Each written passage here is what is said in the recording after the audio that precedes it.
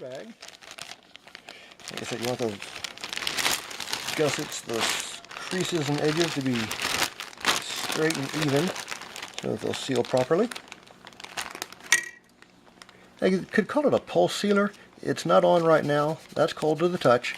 But when I close this and complete the circuit, you'll hear it start up, heat up, and then click off when the timer goes off.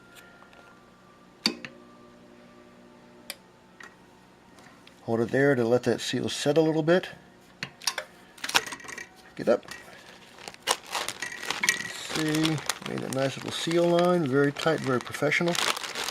Never had one of these fail. And then we'll throw one more on there. Pulses for maybe 2 or 3 seconds to heat up. I'll let that seal set.